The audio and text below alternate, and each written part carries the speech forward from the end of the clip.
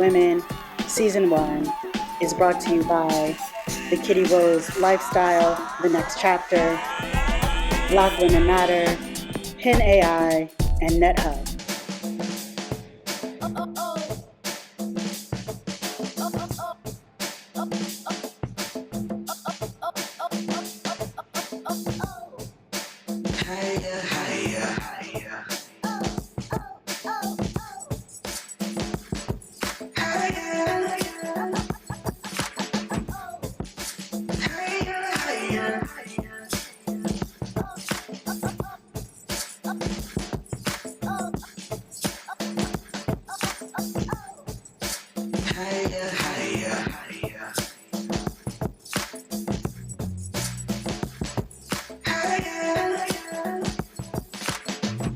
All right, welcome to Women Invested Women. Today we are talking to amazing Miami entrepreneurs, South Florida business women. We are here at JT Workspace, which is co-owned by my mother and I in Hollywood, Florida. It is a co-working space, a venue space. Please come check us out, jtworkspace.com. But we're here to talk to my new guest, Yara. How you doing? Great. How about you? I am wonderful. So Yara, you and I know each other from the tech scene. We're always together at events. We'll see each other and we just end up chit-chatting. And we've thought about doing some work together. And I was like, I would love to have you on because you're doing such amazing work, especially in the quantum field and thinking about how we connect people globally from a global perspective as it relates to space, quantum physics, technology, and the youth in general too, as well. Can you tell us a little bit more about what it is that you do, Yara? So anything with emerging technologies that can affect economies, and there's a relationship between economics and conflict, economics and prosperity. And in my background, I had a security background where I closed a security loophole that affected a lot of lives, and I did that through interactions with people from war-torn countries, actually. So there are different things that have benefited our security in the United States that had input from our brothers and sisters around the globe. So basically, I try to collaborate and make partnerships with people from around the world um, in emerging technologies to try to include them in the leadership decision-making tables. And so yeah, I'm a part of International Space Mission. The space mission has STEM education, including very basics of quantum education, calculus, physics, and we have over 100 countries involved, including Haiti. So when an earthquake hits Haiti, it can hurt more people than an earthquake of the same magnitude that hit Seattle. And for this reason, our STEM education will have like engineering involved, like to get kids into the STEM field, exposed to it. So that's one of the things I do. And so we have over 100 countries. It's with an organization called Space Kids India. Yeah. Space Kids India made world history with kids from rural villages. The founder adopted a lot of kids. So some of these kids were foster youth. And I didn't even know she adopted all those kids until I personally went to India and they told me. Wow. So these kids from rural villages, from underserved communities, they didn't have the resources to do certain things. So they literally innovated and made world history by 3D printing the world's lightest weighted satellite, and it like stunned scientists around the world. Yeah. Wow, I love that. So the founder of the space mission, Dr. Srimati Kezan, she talked to me and she's like, there's all these conflicts going on around the world. She knows I do a lot of collaborations all the time. It's just something I always do. So she's like, I have this crazy idea. I want this space mission to promote like world peace, inclusion, and stuff. So we have education involved, STEM education. Yeah, and that's one of the initiatives I do. Hopefully, I don't talk too much. No, but you're doing such amazing, impactful work, not just here in Miami, but across the globe, which I think is like the most fascinating thing, the way that you've been able to bring all of these different groups of people together in a way for a joint mission. That's one of the things that I've loved watching you be able to do that and connect those reels and really be impactful in the ecosystems that you're put together. Yeah, thank you. I actually moved to Miami partly because there's a big immigrant population from Haiti. So that's where I met an ambassador for our space mission, Sarah. She is helping us to include people from Haiti. So there's different challenges that happen, but that's one of the reasons I came to Miami. Yeah. So I'm very excited about that. And then I will always build partnerships between the space mission and others as well who are doing great work. So I'm also a member of the Pan-African Quantum Initiative with the Africa Quantum Consortium. So basically, this is an initiative to include as many people from all the countries in Africa as possible, as best as we can, in the latest emerging technologies. So I'm basically always building initiatives and collaboration opportunities with media and different things like that, and always making examples showing global collaboration is possible. Mm. Um, I don't always know how history is taught in the U.S., but there's always been like very great historical examples that global collaboration makes things happen. And I was mentored by a former U.S. diplomat who he was a kid during the Great Depression. So he literally was so poor he had to hunt for his own food to eat, and he lived through World War II. He lived through the what was considered the space race, and he would always talk about how if you want to do conflict resolution, you have to consider different cultures. Yep. Um, and to be honest, sometimes there's spaces I'm in where people are not thinking about cultural intelligence. So that's why I also help raise up future leaders and things like that to include them in the decision making table. For example, there was a time that someone said my reputation would be on the line if I included someone from a war-torn country who lived without electricity. And I was like, that's fine, put my reputation on the line. Yeah. And he surpassed expectations. And another one of my friends that I always give shout outs to, Eldridge Di Mello, he's from Angola. Mm. Angola had a civil war, and I always said to him, you're going to be like a great CEO one day before he became a CEO, and he is a CEO now. I love that. Yes. So yeah, so basically, I just do a lot of I just put a lot of people together, building interdisciplinary, multicultural teams. There's a lot of experts in the world. There's a lot of experts that are just not getting like media attention and Yeah. stuff. So I don't have to be an expert in a certain field. I can just get together the experts. In the room and bring the media attention and give the publicity, because I think you're right. This is one of the reasons why Women Invest in Women exists, is because we want to make sure there's a platform so that voices that are historically not always heard and represented, we can give the platform out. We can have people listen, talk, hear our stories, see how different we are, but also find our moments of commonality. And I love the fact that you talked about cultural intelligence. I don't think that that's something that most people even think about that term most often. So can you talk a little bit more about what is it to you to be culturally intelligent? So with networking, because a lot of people will have me uh, at, help them with networking. For example, I recently had a meeting with a lot of people who are from the certain part of the United States, and they were trying to do an initiative with friends from Burkina Faso, and they felt like it was very hard for them to reach out and make friends with people from Burkina Faso, and I did it within 24 hours. Mm. And so when I just reached out to someone from Burkina Faso, we had a Zoom meeting, and instantly we just connected. And people will ask me like, what did I say? Did I come out and did I just brag about myself that I went to John Hopkins or whatever? Did I just talk about my title? But because I've been around a lot of different cultures, and some people, I think the proper term maybe is spiritual. Mm. Some people look at they like if you're into things for a greater purpose than yourself. And there's different cultures that it's really I'm still it's like how you are doing is also how I'm doing. Mm. Like my friends from Zimbabwe will talk about how caring for others is in the culture.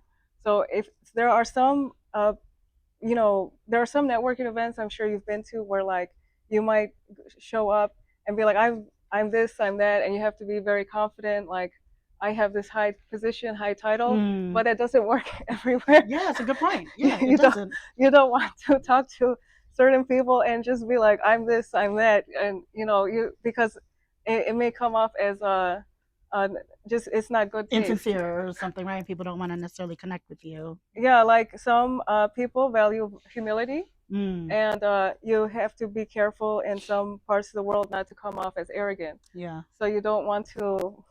I will not go to certain meetings and talk like I'm this big person or whatever. Yeah, no, that Yeah. makes sense. So I want to go back to the story of within 24 hours, you reached out to someone in Burkina Faso, and then you guys were on a Zoom meeting together. How do you have that initial conversation? You reached out to them on LinkedIn. Like, how did you find them? And then, not that you have to give us the entire spiel of what you said, but like, how did you engage them just in that initial contact in order for them to be like, yeah, let's have a Zoom meeting and have a chit chat? I added them on LinkedIn. They could see my profile. So there were things on my profile they might have liked because I sent them the connection request. And then I said, hey, like, I would love to learn what you are doing and connect on a Zoom call. You look like you're doing amazing things in AI. And I'm also trying to include students from Burkina Faso on various initiatives. And I'm really just excited to learn about what's happening in Burkina Faso from someone who is directly Who's from actually there? Burkina Yeah. Faso. And then we got on a Zoom call, and then he asked me what a lot of people may ask me, like, oh, like I see your LinkedIn profile, you're posting stuff about Africa, why Africa? And then I got into basically I got into my life story and he liked it. So some things I can't I will not share like the whole thing, but I went into like the good, bad and ugly. Uh and some people in some places would like dump me over that and be like, "Oh, ew, like she went through all these bad things." But to him, he was seeing I feel like he saw like uh so it was showing like a meaningful interest. Mm. Yeah, because yeah, there were different things I would go into, like that economics and conflict have a relationship. So I've interacted with people from different war-torn areas, including sole survivors of war, Mm. and so that's why that's part of the reason, the motivation for different initiatives, because I feel like I'm targeting the root cause of what creates like sole survivors, what creates foster youth in the first Mm. place. Yeah. And then he thought it was funny when I was explaining how over 10 years ago, I was really addicted to.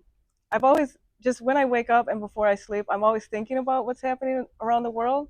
And some people have thought that was weird. I think because sometimes there's spaces where people are very like US centric. Yeah. So they'd be like, shut up, Yara, that's so annoying or something. So I explained to him one time someone like misinterpreted my mind, thought there was something like wrong with me. And I've said that to people in other countries because I accurately predicted things that have happened today because I would monitor geopolitical patterns or things like that. And it just was natural. It was like a gift. Yeah. But sometimes when you have a gift and you're, if people don't always see it that way. Yeah, that's right. So a lot of times your gifts can be a curse depending on what's happening, but you lean into those gifts because you're here for a reason and those gifts were given to you. Yeah, Yeah. yeah. And thanks to people who paved the way, and there were certain people that thought I was like crazy, and then there were people who thought I wasn't crazy. They're like, no, she's really smart. And then thanks to that, I was able to close like a security loophole and stuff and be involved in decision making tables. So I shared that story with him, and he thought that was interesting. Mm. So depending on who I'm talking to, I will talk about those things. Yeah. So now he wants me to speak at like a AI week and all that. So it's cool. In Burkina Faso? We'll see. We'll Yeah. see. I love Yeah. that. That's cool. That's Yeah. awesome. I mean, of course. Um, yeah. I definitely have different things I want to do with. Yeah, in Africa. Yeah. Yeah. No, I love that. So we got right into everything, but I didn't get a chance to ask you what is something that's most people may not know about you? May not know about me. I would break my back now if I tried these dance moves, but like over like a long time ago, I was always invited to like Nigerian parties. Mm. So I used to be really good at dancing, and I previously did dancing from like Hawaii as well, and they would talk. I was taught the culture, including a concept of like being a leader, and so I always have it in my mind not to leave others behind. Mm. So some people will be like, no, you have to leave people behind. But I've done amazing things with people who, uh, maybe were underestimated, and I mentored them, whatever. I heard there's something called the Michelangelo effect, I where don't know. You tell me. What is the Michelangelo effect? Let's I, school me today. I'm going to learn today. I, the Michelangelo effect. I've heard it's like if you believe in someone, sometimes things happen. And that's really important to me because I had a friend that was smarter than me from Puerto Rico, and his dad was disabled from the war in Iraq. And unfortunately, he kept experiencing a deficit lens. So people were not ever looking at his behavior like he might be gifted or he might be a genius. They kept like just focusing on the fact of his situation, and he didn't end up good. So that's why sometimes I will, yeah, I just like proving people wrong. I love that. Yes, Yeah. yes, yes. And I love the way that you just immerse yourself into all the cultures that you're a part of, which is really beautiful. I think it's a way to honor them, right? Um, would love to hear, we're about to wrap up, so we'd love to hear one word inspiration or a 3 word sentence that you have for our audience. Win-win strategy. I guess that's if I could say that. Yeah, I think when I look at world history, and unfortunately with tech, we're seeing some things repeat themselves because history can repeat itself. Different characters will keep repeating again and again in world history if we don't learn from it. Hmm. Um, so the thing is, if you look at the different cybersecurity frameworks of the United States, the inspiration I got was that it's good to have many economies around the world on more than one continent that's developed. That's actually good for us. It's good for our benefit for countries to be strong. That can help with world peace, help with checks and balances to make sure that we're preventing something bad from taking over. So I think economically and everything, when we look at different continents, different parts of the world, we should be inviting a win-win mindset, not like one person wins and one person loses. It doesn't have to be that way. Yes, I love it. Everybody can win. Win win. Yeah. Let's do it. Thank you so much. Let's give it up for Yara. Yeah. What if your brand could travel the world, be seen by millions, and align with a movement that changes lives? Introducing the Women Investing in Women Global Tour, directed by visionary media leader Kitty Rose and moderated by the empowering Kwamara Thompson. Our show reaches 4.7 million homes through broadcast television and is streamed on all major podcast platforms. That means your product, your service, your message, right in front of an audience of investors, buyers, and culture shapers. This is more than media. It's a movement. This is women investing in women. Want in? Limited spots, global reach, real impact. Contact us today to advertise with purpose. Okay, we're back. Women Invest in Women at JT Workspace here in South Florida. As I said, I have so much amazing women that we get to talk to. It was so hard to like decide like who out of all the amazing people that I know did I want to make sure that I asked to be a part of Women Invest in Women, at least season 1. And Aurelia, you were one of the first people who came to mind. We, I guess, met a couple of years ago. I can't even remember how we met. We met at a conference in Jacksonville, and your flight got canceled. Right. And we were going back about the airlines. I won't mention it because that airline's no longer in business. That's right. But yeah, you ended up. And then we ended up hanging out at the airport for a little while. Yes. And then I guess the rest is history because I think I've sent you some opportunities, you've sent me some opportunities, and we've just always thinking about each other, which is one of the things that I love, which is one of the things that we're trying to do at Women Invest in Women, right? We put our women and our thoughts top of mind. So, Aurelia, I know about you, but let's tell our audience a little bit more about you. So my name is Aurelia Edwards. I am a builder, 4-time founder. I currently have a tech company that's focused and centered around beauty called Standard Measure Technologies. We are bringing personalization to the beauty space. And I'm also a general partner at Eden Capital, which is a newly formed venture fund that I'm really excited about. We're going to just give this a thing that we do nowadays to give a little kudos. Bringing to the South Florida region, making sure that we have connectivity and capital access to founders here. I'm going to get to the question around what is a fact that we don't know, but I do want to talk about Eden Capital for a second. Yes. If we can.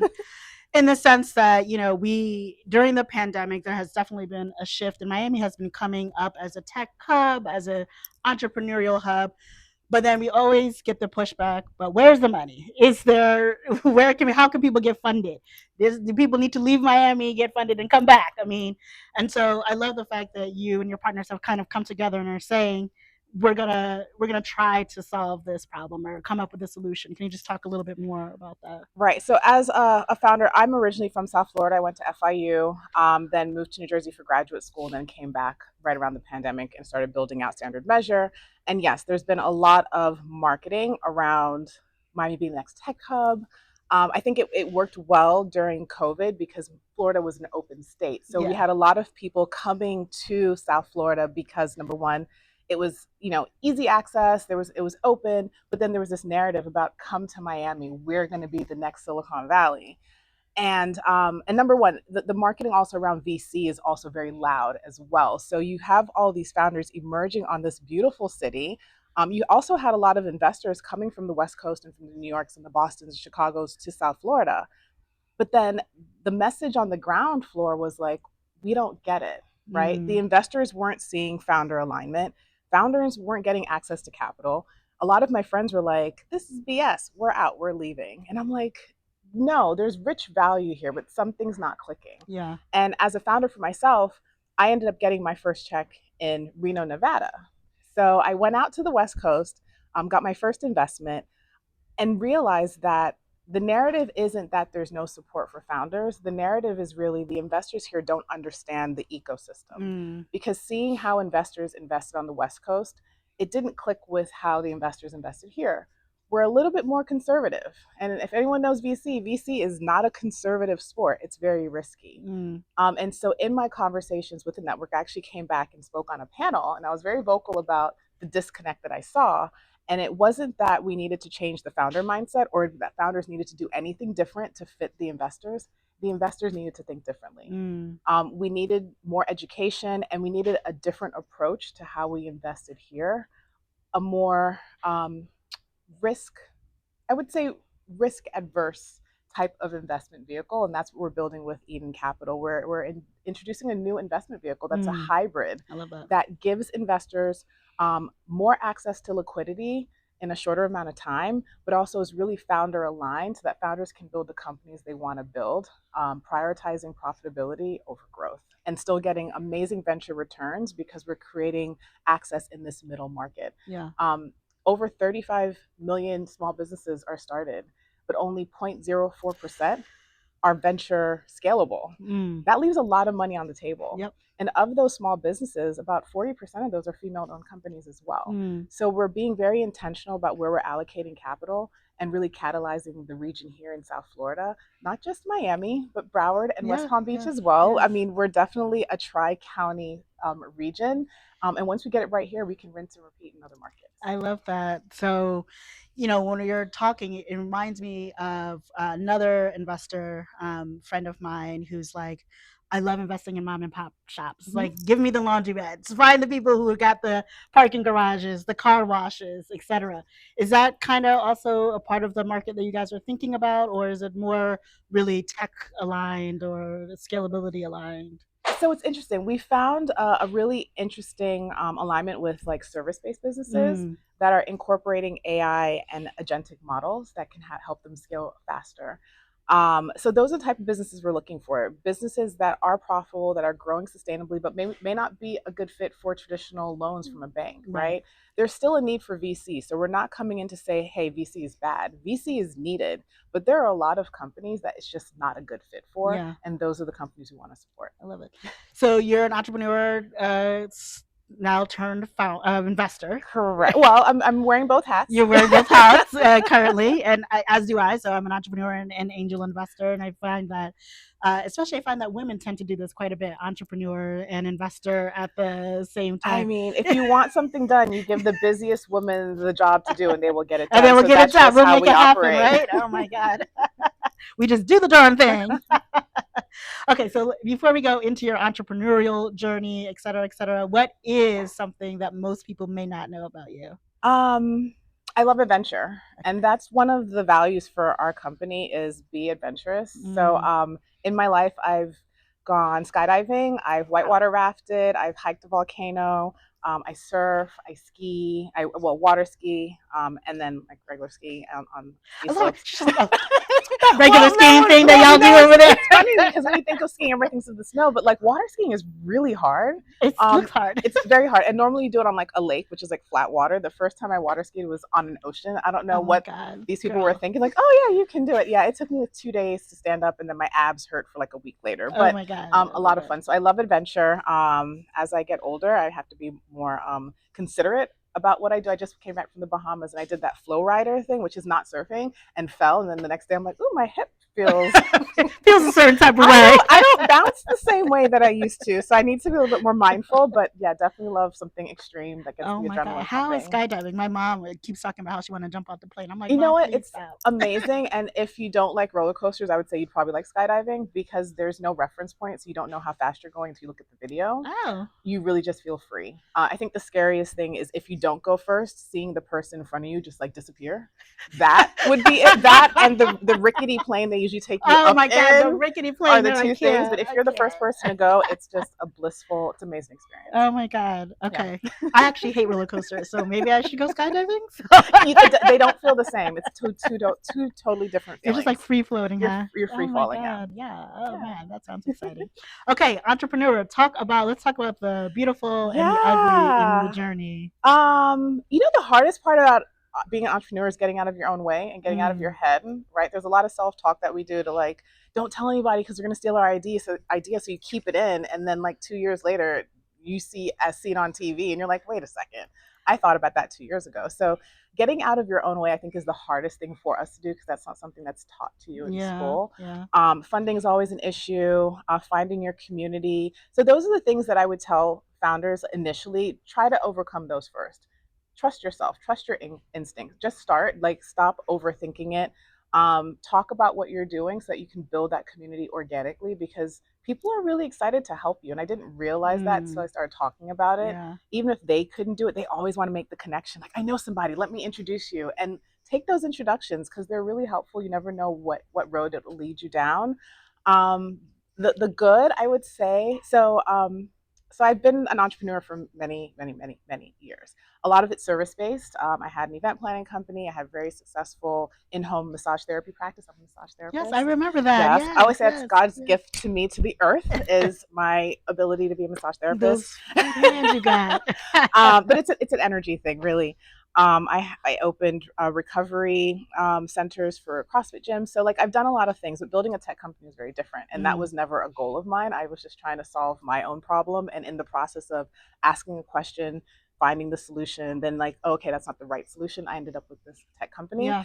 But the good is when you have like these amazing leaders in the space like Apple and Meta and Unilever and all of these amazing support financial institutions like Visa and PayPal and Goldman Sachs that come in and like definitely said, hey, we think you're doing something amazing. We want to support. Yeah. It definitely helps with that self-talk. So I would say those are the wins that we have to intentionally allow to weigh more than the negatives. Because it's very easy to focus on like this isn't working or there's a competitor who's doing a little bit better than me on social media, which really doesn't mean much, right? It's marketing. To celebrate those wins as much as you think about the negatives. It really helps shift your frame of mind. One of the things you said was finding community. Do you have tips around how people should go about kind of finding community? So I always tell people this, I'm a natural introvert. It may not seem that way because I've taught myself to be more extroverted, which can be very difficult when you go out. So one of the things I do, like if I go to a trade show, because that's part of building out your business, is going to different community things or conferences and industry things. Is what helps me is you find one person and be their wing person, and you offer that. Say, hey, what are you working on? Can I help you like figure out whatever your ROI is for this event? I will set up the introduction and say, hey, have you heard about so-and-so? They're doing X, Y, and Z. Okay, and that naturally builds trust. Wait, hold on, so I really need to take you out of me. Wait. I've seen it work so amazing, and it's not as intimidating because you only have to speak to one person to start that. And it's like, I'm just going to introduce you. And it's really easy to be like, hi, my name is so-and-so. Have you met my friend? Or do you know this business? And in return, that person will do the same for you. And it's a really easy way. And it doesn't feel as intimidating to build community that way if you can just make that one friend and then you can work the room together. Yeah, I love that. So can we talk a bit about Nailstree? Yes. Is that cool? Yeah, Okay. yeah, sure. Mainly because I'm like, that's how I originally know you was through Nailstree, but then that's how you built your tech company. Correct. So let's talk about that story and that iteration because I just love how it evolved. And I think it's as entrepreneurs, we need to be okay with the evolution of where things take us. Right. So I introduced Standard Measure Technologies. We are a virtual measurement platform, but our first and primary focus is in the beauty space because I was going to my cousin's wedding and I couldn't find press-on nails to fit. I was a press-on nail girly. I would always buy the boxes and I'd keep all the leftovers because I didn't want to be wasteful and I was going to give it to this friend who none of my friends wore press-on nails, but I just knew I'd find somebody to give them out to. And for this particular event, I decided to try to just use my leftovers because there were so many and I couldn't find two for my ring fingers. So driving at the time I was in New Jersey, driving to Virginia for her wedding. It was a 4-hour drive. I stopped at Target off of the Parkway, if anybody knows New Jersey. Yeah, of course. And then I'm from Jersey, so yeah, right. the Garden State Park. So ran into Target. I just picked up the first box, ran out, and then there was an accident on the Parkway, and I got stuck in traffic and ended up missing the welcome dinner. It was like Thursday night, and then my cousin wanted to set me up with somebody, so she was upset. It was a whatever. She was like, "I can't believe you missed my party." And I'm like, all of this for press-on nails, like. This is 2018. We should have some kind of technology. Like I should be able to buy one nail. Like this shouldn't be the way that we purchase press-on nails. So I was so hyper fixated on it. And then I had like, some friends that are always quick to shoot your idea down. They're good friends. So you keep them in your circle. So I told them about the idea and they had nothing to say. So I'm like, wow, I think I'm onto something. So when I got back to work on Monday, one of my clients who has a lot of real estate in New York, I asked if he had any real estate that was just laying around doing nothing. Of course, he's like, yeah, I have a couple places. And I opened a pop-up store in 6 weeks for New York Fashion Week. And what I was able to do was you'd come in, you'd manually measure your nails, and you could shop nails one by one. So that was a lot of fun. But we got a lot of virality online and people through social media were calling to say, how can I order nails online? I'm like, well, sizing's still an issue. Maybe I need to build out some type of sizing tool. And that's where we just went down the rabbit hole. I found a technical team to work with. They helped with the machine learning and the AI, the old AI, computer vision that we use to identify and detect the nails. The first version didn't work, but I launched anyway. And that's what Nailstree is. It's like Etsy. Think of it exactly like Etsy, connecting customers to independent creatives who make nails on our technology-backed platform, which did not work. But I used it to figure out, what are we building? Is this what the customer wants? Is this what the independent creative wants?